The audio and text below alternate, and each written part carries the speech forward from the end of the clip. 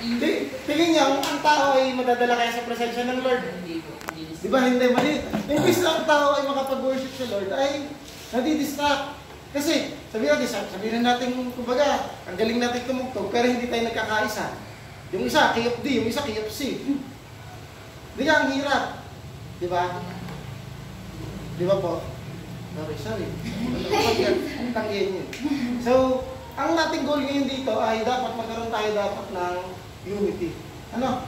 Ang pagkakaisa na dapat, yun ang pera sa amin, sa Batangas, hindi din kami agad nagkaroon ng parang unity. Yun ang pagiging united kasi ng isang band, yan ay nabubuo over time. Kunyari, example, paano ko nasabi? Ako kasi band leader sa church namin. So, kunyari, may bago ako musicians na nakasama. So, syempre yan ay, kumbaga, hindi naman porket marunong kang mag-piano, lahat gagawin mo sa piano. Syempre, meron lang part yan lagi na dapat, kunyari, pag-intro ng worship, dapat ano lang, slide lang, hindi ka pwedeng di ba? Nagigets niya? Yes. Yun ang tinatawag na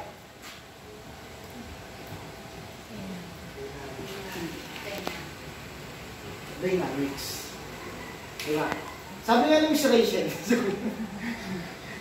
Rachel, piano, ito hindi to keyboard, piano and forte. Natutunan ko lang ito sa YouTube, no? Sabi natin, ibig sabihin ng piano ay mahina or mabagal, slow, or low volume. Sabi natin low volume.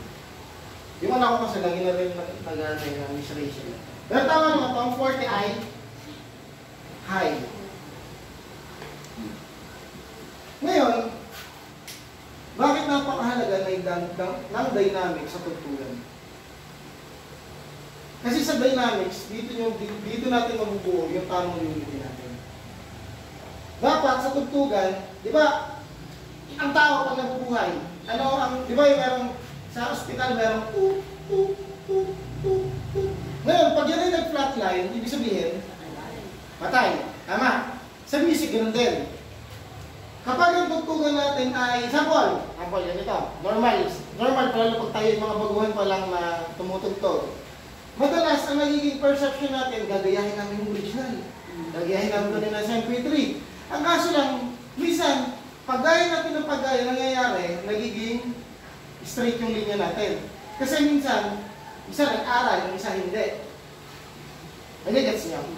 Minsan, nag-aral sample si Roldan. Si Renzo hindi nag-aral. Hindi ko masasabing hindi. Ang tawag kasi doon ay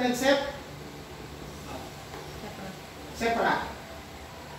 Ibig sabihin, nag-sepra ka, ibig sabihin, pinag-aralan mo mabuti yung kanta bago ka pumunta dito. Ang sepra ay hindi lang sa musicians ha. Kahit ito ay mapabakat ka, mapasang leader, dapat ikaw ay nagsisepra. Nagsisepra, bakit? Ako, as drummer ngayon, pag ako nagsisepra, sa kanta lagi kong inaano, kanyari, first part. Lagi ko sinasabi sa sarili ko, first part ng kanta, mahina. So, low volume. Pagdating ng chorus, medyo semi-high. Ibig sabihin, yung volume ko, tataas, pero hindi siya ganun kataas. Para maramdaman ng tao na, uy, nag-chorus. Diba? Kasi, kung dito pa lang sa una pa lang, ay nag-high na agad tayo, pagdating natin ng chorus, high na tayo ulit, ano mararamdaman ng tao? Hingal. Di ka parang, imbis na mag-bless sila, mararamdaman nila, ay, ang lakas ng gitara, ang lakas ng piano, ang lakas ng drums. Masarap sa pakiramdam, hindi? Hindi, di ba? Kaya kahit yung mga musicians, pag kayo natugtog, ng gano'n ang style, ay hindi masarap sa pakiramdam. Na hindi nyo maramdaman, ay, nasa part na ba tayo? Chorus na ba to? Verse na ba to? Pre-chorus ba to? Bridge ba to? Kasi nangyayari, nag-i-ganito tayo. Pero di ba ang sound wave sa school, ano yung itsura ng sound wave? Di ba? Di ba? Hindi naman yung flat eh, pero yung sa gitna, meron yung flat. Ang tawag dyan, rest. Ang tawag sa flat na yun, rest. Kaya pagigay naman tayo, rest in peace. Oo nga. Hindi, di ba? Tama naman. Sa music, yung tinatawag din rest. Ang tawag lang sa music, ganyan ang rest, bilog lang. Di ba ang note? Di ba ganyan? Sa music. Di ba? So pag ikaw ay sa music, kaya makikipagkinig ka ba sa minsan ng pagkinig, mag-aral magbasa, pag nakita kayong dot dyan na walang ano sa ano, ibig sabihin nun ay rest lang. Ibig sabihin, hindi laging malakas, hindi laging mahina. Meron yung part na rest. Naranasan nyo na ba na pag kayo nag-worship, pag sinabi ng song leader, walang instrument, mga tao lang, ano pakiramdam? Di ba mas masarap minsan? Minsan kung ano pa yung walang instrument, yung pa yung mas na-appreciate natin. Di ba? Pero hindi ko naman ibig sabihin na, huwag na tayo tumutok. Wala akong sinasabing ganun ha. Talagang masarap na talaga minsan, kahit sa amin sa church namin, pag pinatigil ang instrument, naiiwan minsan ng piano, or minsan wala naiiwan, ang sarap sa pakiramdam, tama. Na, kanyari, kay buti-buti mo, Panginoon. Mga tao lang kung makatid ba, ang sarap sa pakiramdam. Di ba? Pero kung, kunyari, kay buti-buti mo, tugtog pa. Di ba? Kung mag-a-alive ka agad, or yung piano sobrang lakas, di ba? Kasi hindi tama yung ginagamit at effects dun sa part na yun, di ba?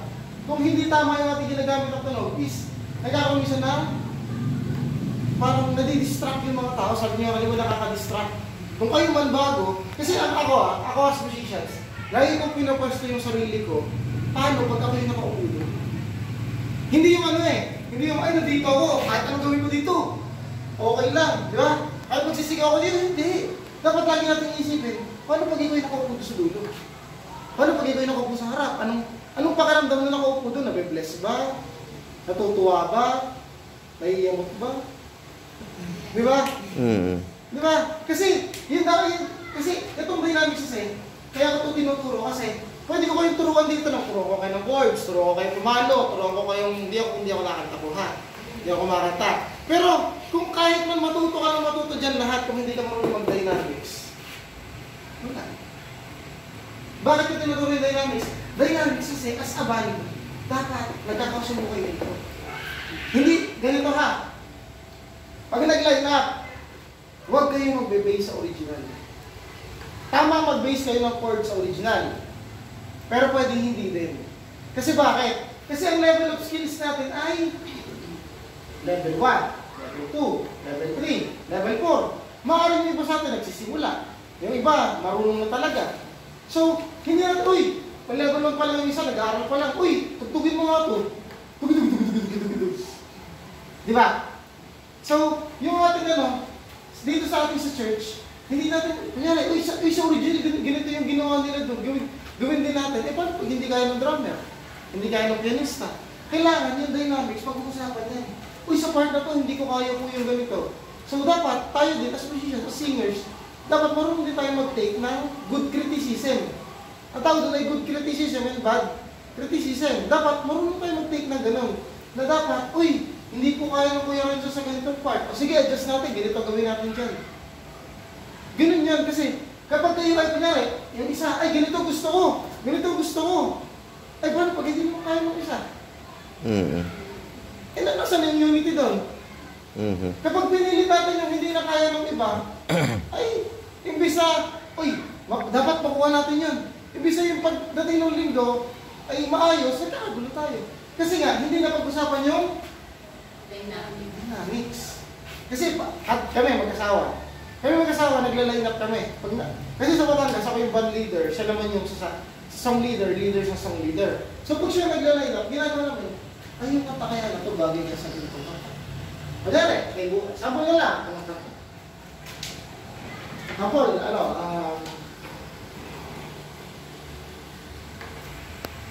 ano yung pinilit natin dito kunin? Yeshua. Alam niyo yung Yeshua? Yeshua. Napakita niya rin dito? Di pa. Etong dalawang to, magkaiba sila ng key.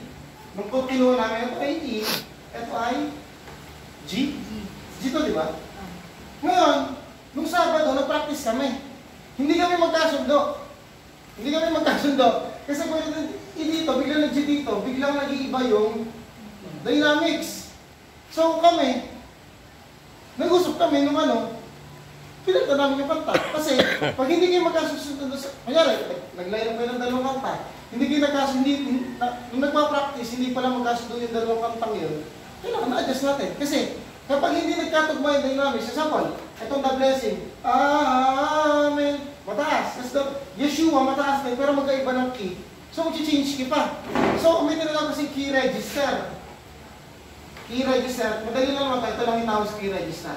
Key register, ito yung, pag ikaw ay singer, kapag tumugtog ang piano, at nag-iba ng key, hindi ka agad makakasunod. Ibig sabihin, hindi pa natin masyadong kuha yung key register ng kanta.